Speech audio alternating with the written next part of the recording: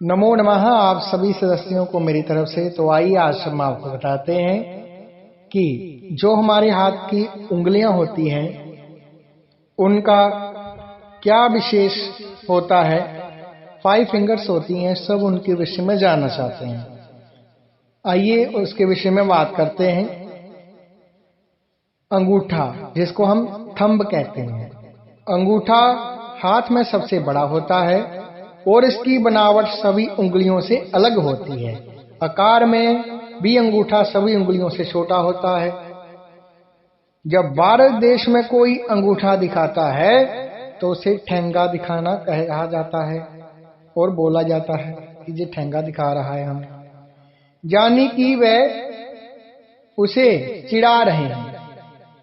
हालांकि पश्चिम देशों में अंगूठे दिखाने का मतलब होता है शुभकामनाएं देना या किसी बात से सहमत होने से समझा जाता है। जो दूसरी उंगली होती है अंगूठे के साथ पहली, उसको कहते हैं तर्जनी उंगली, इंडेक्स फिंगर। अंगूठे के बाद जो सबसे पहली उंगली आती है उसे तर्जनी कहा जाता है और वह अपने आप ही विशेष उंगली है, क्योंकि हमारे रोजाना के कामों में तर्जनी का बहुत इस्तेमाल करते हैं। जब भी हम पेन या पेंसिल से लिखते हैं तो इसी उंगली का सहारा लिया जाता है और किसी को दिशा दिखाने के लिए भी तर्जनी का ही उपयोग किया जाता है। जब पूछता है कोई बंदा, भैया कहाँ रास्ता, राम मंदिर जाना है, तो हमें भैया इधर से चले जाओ, ये रास्ता है, दिखाने के लिए उपयोग किया जाता है। मुस्लिम लोग नमाज पढ़ते समय भी इस उंगली का इस्तेमाल करते हैं। ठीक है। उसके बाद मध्यमा, मिडल फिंगर जिसको हम कहते हैं।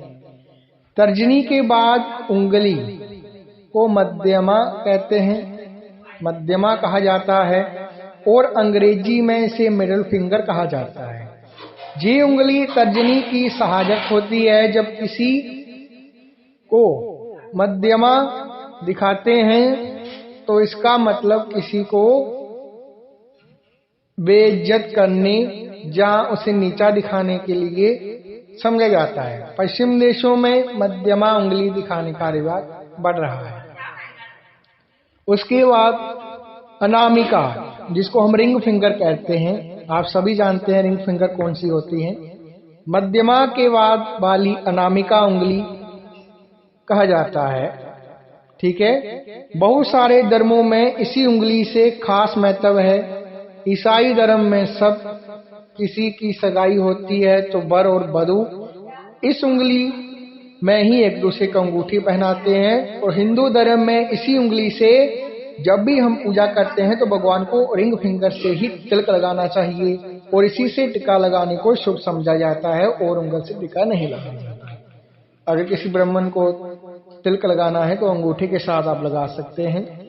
उसके बाद जो है हमारी जो फिंगर आती है कनिष्ठ, अर्थात लिटिल फिंगर, सबसे आखिर में आने वाली उंगली को कनिष्ठ कहा जाता है।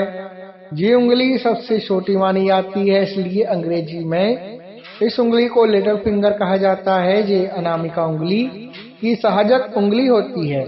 जब कोई लिटिल फिंगर दिखाता है तो समझा जाता है कि उंगली दिखाने वाला, जब भी कोई उंगल दिखाता है, जैसे हम स्कूल में जाते हैं तो हम क्या कहते हैं, सर उंगल दिखाते हैं, कि इसका मतलब है कि वह उंगली दिखाने वाला मूत्र विसर्जन करना चाहता है, उसे बाथरूम जाना है।